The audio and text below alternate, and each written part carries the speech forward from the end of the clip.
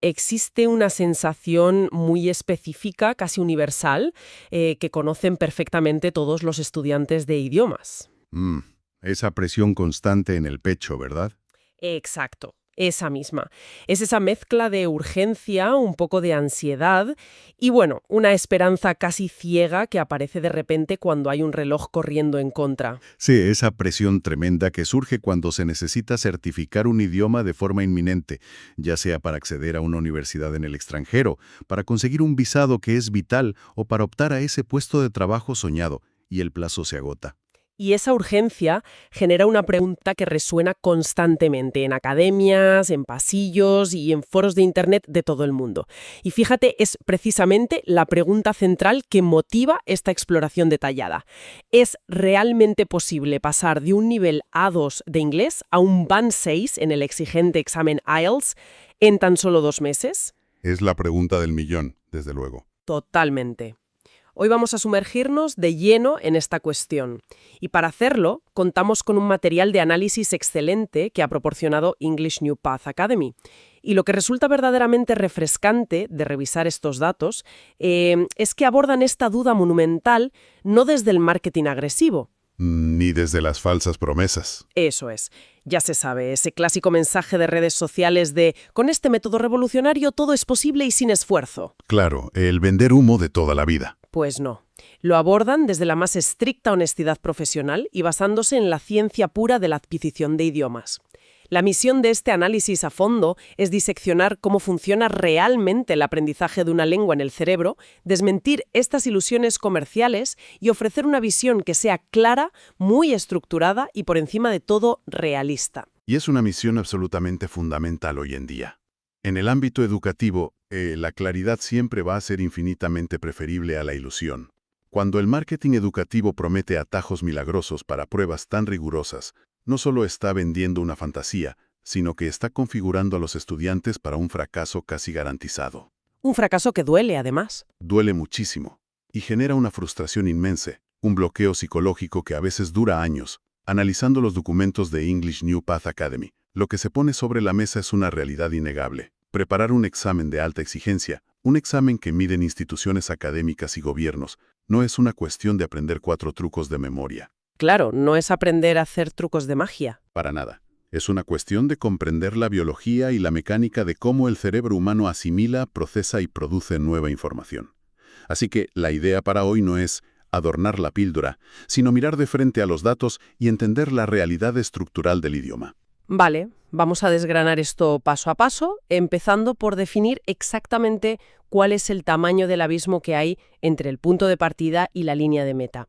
Porque a veces, las etiquetas confunden bastantes. Sí, las letras y los números a veces no dicen mucho si nos explican. Exacto.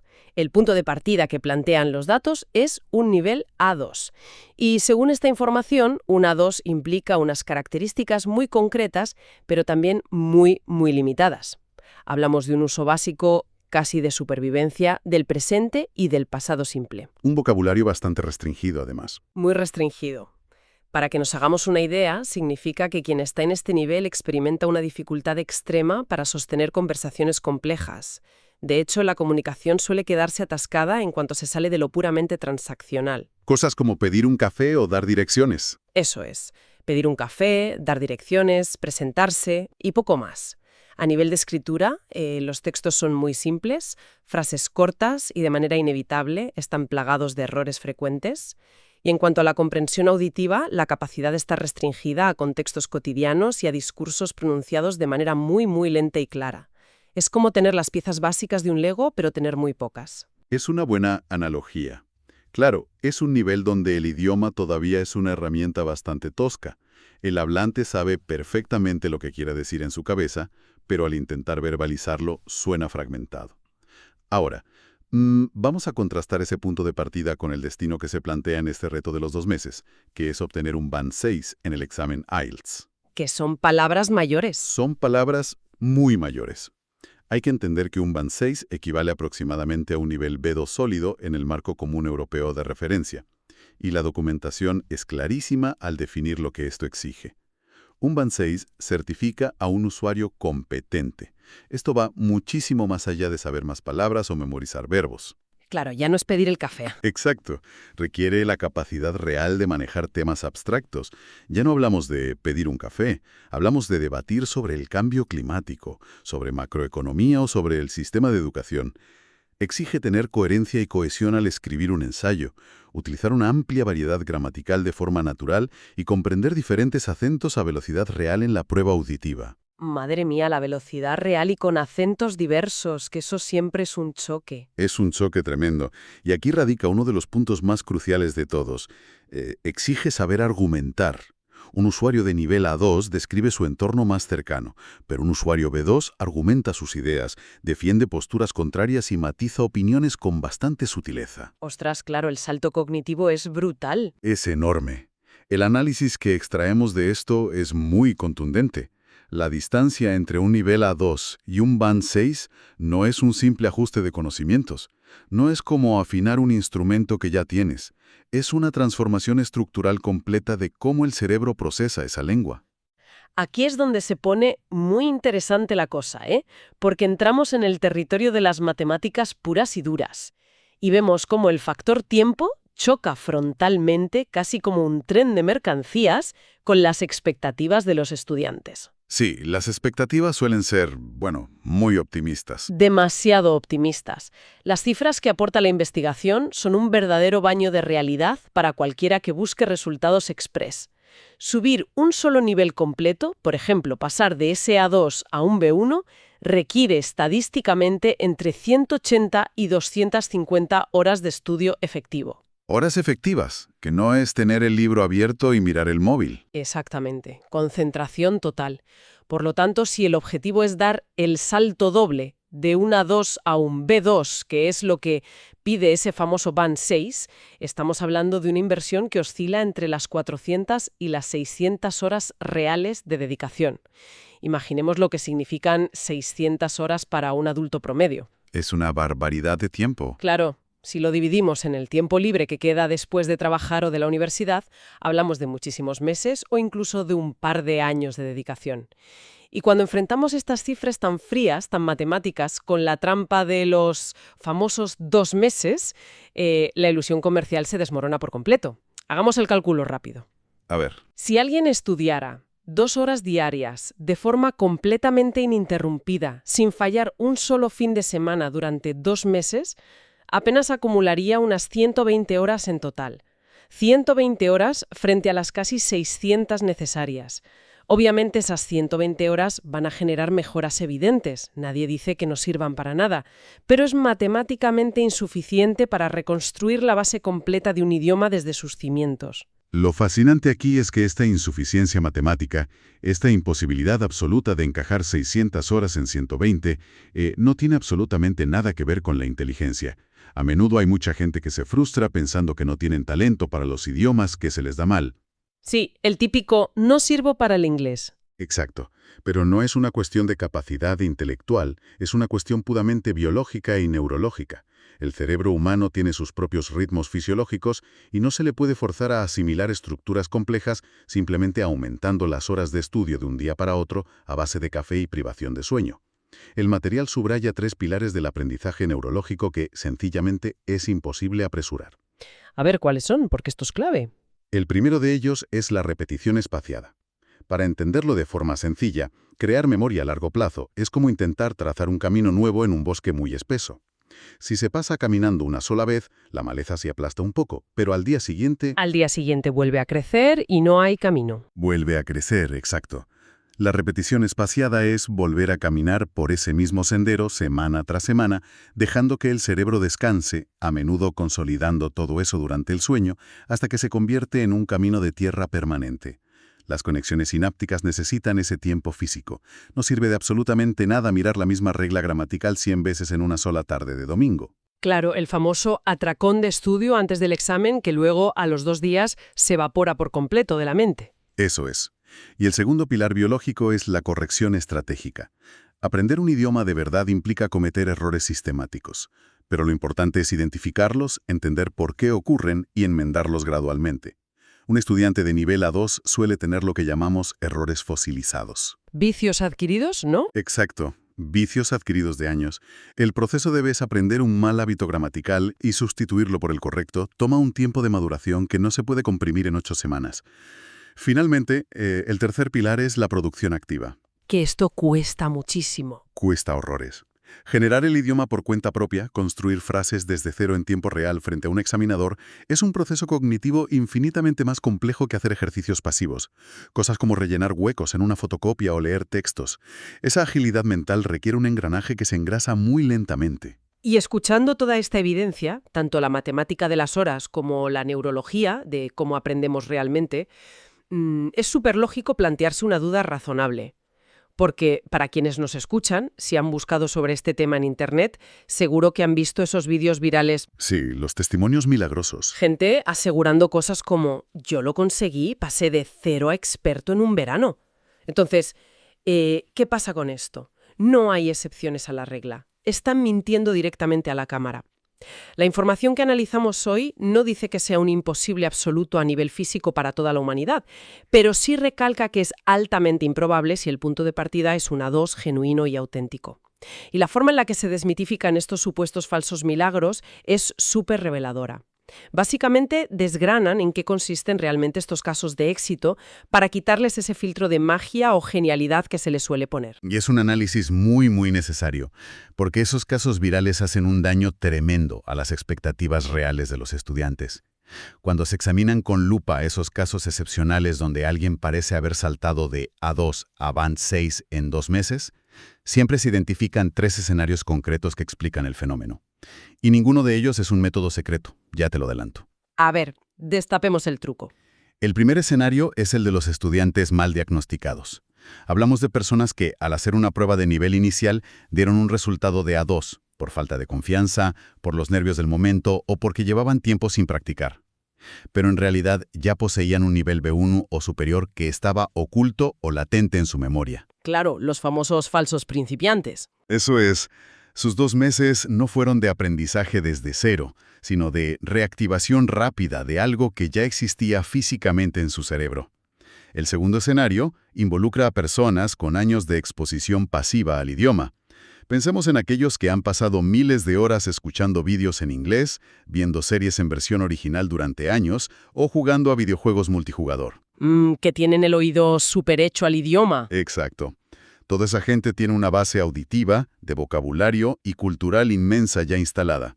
Los 2 meses de estudio intensivo simplemente les sirven para organizar, estructurar y poner etiquetas gramaticales a toda esa información preexistente. Vamos, que no partían de la misma casilla de salida que alguien que apenas ha escuchado el idioma en su vida. Tenían un iceberg de conocimiento bajo el agua y solo asomaba la puntita. Una analogía perfecta, sí. Y el tercer escenario es la inmersión total extrema. Aquí ya hablamos de individuos con unas condiciones de vida muy, muy particulares. Personas que pueden aislarse por completo y dedicar entre 6 y 8 horas diarias de estudio altamente estructurado. Madre mía, una jornada laboral entera solo para estudiar. Entera. Y normalmente con tutorías privadas constantes, conviviendo con nativos y sin tener absolutamente ninguna otra obligación laboral, familiar o académica que les robe energía cognitiva. Si conectamos esto con el panorama general, lo que nos demuestran estos casos excepcionales es algo que choca de frente con la cultura de la inmediatez. El éxito acelerado nunca es producto de un atajo milagroso. Siempre, sin excepción, son el resultado de una base acumulada durante muchísimo tiempo, sumada a una intensidad extrema en el tramo final. Es decir, que el secreto de esos milagros es o bien partir con una ventaja invisible gigantesca, o tener unas condiciones de vida y unos recursos económicos que son, bueno, pura ciencia ficción para el ciudadano medio. Totalmente. Hay que ser honestos y prácticos. Esa combinación de factores es una realidad inalcanzable para el grueso de los estudiantes, para quienes tienen trabajos a jornada completa, quienes cuidan de sus familias o quienes cursan estudios universitarios en paralelo. Alguien con esas responsabilidades, que genuinamente parte de un nivel elemental, no puede replicar un entorno de inmersión extrema de laboratorio en su casa. Y esto nos lleva directamente a una revelación vital que surge de analizar todo este contexto. Es algo que desmonta uno de los grandes mitos del sector y que confunde a muchísima gente. Es habitual pensar que apuntarse a un curso intensivo de preparación para el IELTS es exactamente lo mismo que aprender inglés. El gran error. Sí, se asume que pagar ese curso garantiza que te van a enseñar el idioma desde la base hasta conseguir la fluidez, pero los datos son tajantes al respecto. Hay un error de concepto monumental aquí y tiene que ver con la diferencia abismal entre lo que significa preparar un formato de examen específico y lo que significa construir la fluidez real de un idioma. No son la misma cosa, ni de lejos. Esto plantea una pregunta importante sobre la naturaleza misma de las pruebas estandarizadas internacionales. Hay que grabar esto a fuego en la mente, ¿eh? El examen IELTS no está diseñado para enseñar inglés a nadie. Su única función es evaluar y certificar el nivel existente de un candidato en un momento dado. Evaluar, no enseñar. Exacto. Usando una metáfora arquitectónica, el examen no construye el edificio, no pone los ladrillos, simplemente llega con una cinta métrica de alta precisión para medir su altura y su solidez estructural. Y aquí es donde radica el gran peligro de buscar la vía rápida. El fracaso absoluto de la memorización. Es tristemente común, y la experiencia en academias lo demuestra a diario, intentar eludir la falta de nivel real memorizando plantillas prefabricadas. Buf, las famosas plantillas. Las plantillas. Esto ocurre muchísimo en la sección de escritura, el writing. Los estudiantes memorizan estructuras complejas enteras y conectores súper sofisticados. Pero un texto enlatado no puede camuflar la falta de dominio real. Cuando un examinador experto, que corrige miles de textos a la semana, lee un ensayo, nota inmediatamente el contraste. Claro, canta muchísimo. Canta muchísimo. Imagina leer un conector de nivel altísimo como nevertheless o foremore, y justo en la misma línea encontrar un error gramatical básico de nivel A2 como no poner la S en la tercera persona del singular. Es discordante. Es como intentar ponerle la carrocería brillante de un coche deportivo de lujo a una bicicleta toda oxidada. Por fuera igual brilla un segundo, pero en cuanto intentas arrancar, el examinador se da cuenta de que ahí no hay motor que valga. Exactamente. Tampoco se puede fingir la fluidez auténtica en la sección de expresión oral, el speaking. Ahí hay que interactuar de verdad, reaccionar a preguntas completamente inesperadas y mantener el ritmo en tiempo real. La memorización ahí se cae a pedazos. Y la advertencia que se extrae de todo esto es muy seria. Si la base estructural del idioma es débil, si los cimientos no están ahí, un examen del calibre y el tremendo rigor del IELTS no va a pasar esa debilidad por alto de forma compasiva. Todo lo contrario. Está diseñado precisa y meticulosamente para dejarla dolorosamente en evidencia. Sí, no hay atajos posibles. Intentar saltar etapas, buscar trucos baratos para engañar a una prueba internacional de este nivel, casi siempre desemboca en una profunda frustración y, bajando a lo terrenal, supone una pérdida de dinero muy considerable, porque las tasas de inscripción de estas certificaciones internacionales no son precisamente una ganga. Son caras, sí. Y cuidado porque no solo es el impacto económico, que es importante desde luego, es el enorme desgaste psicológico. Enfrentarse a una prueba oficial para la que se sabe, en el fondo, que no se está preparado. Recibir semanas después un resultado muy inferior al esperado y sentir que todo ese mes de agobio, de estrés, de no dormir, no ha servido para nada, eso puede destruir por completo la motivación de cualquier estudiante. Te quita las ganas de volver a intentarlo. Te las quita. Y esa frustración aleja a la persona de su objetivo real, que no debería ser coleccionar títulos en la pared, sino adquirir la competencia de usar el idioma con verdadera soltura. Entonces, ¿qué significa todo esto? Porque llegados a este punto, da la sensación de que solo estamos arrojando jarros de agua fría sobre las esperanzas de la gente. Pero, en realidad, si analizamos bien los datos, se ofrece un enfoque tremendamente constructivo y motivador si se ajustan las expectativas a la realidad biológica del aprendizaje. En lugar de fustigarse persiguiendo el espejismo inalcanzable de llegar a un Band 6 en 2 meses desde un nivel básico, lo inteligente es centrarse en lo que sí se puede lograr de forma realista, invirtiendo ese mismo tiempo y esfuerzo. Y hay muchas cosas que sí se pueden lograr. Muchísimas. La lista de metas alcanzables y valiosas es extensa. En un plazo de 2 meses, trabajando adecuadamente y con buena dirección desde un nivel A2, es perfectamente realista consolidar un nivel B1 sólido.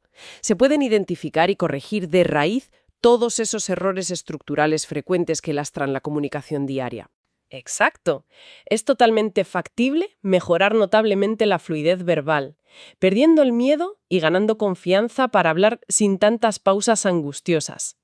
Además, en ese periodo, es ideal empezar a familiarizar a la mente con el formato específico del IELTS, conocer sus partes, sus tiempos, para no ir a ciegas el día que realmente se decida hacer la prueba. Y sobre todo, este tiempo sirve para construir la base gramatical real, robusta y verdadera. Esa base que en el futuro, cuando pasen los meses necesarios, será precisamente la que permita alcanzar ese ansiado Band 6, sin necesidad de recurrir a trucos de memoria que se caen a pedazos. Hay que poner en valor, y mucho, este escenario realista, porque esto es lo que representa el progreso real y tangible.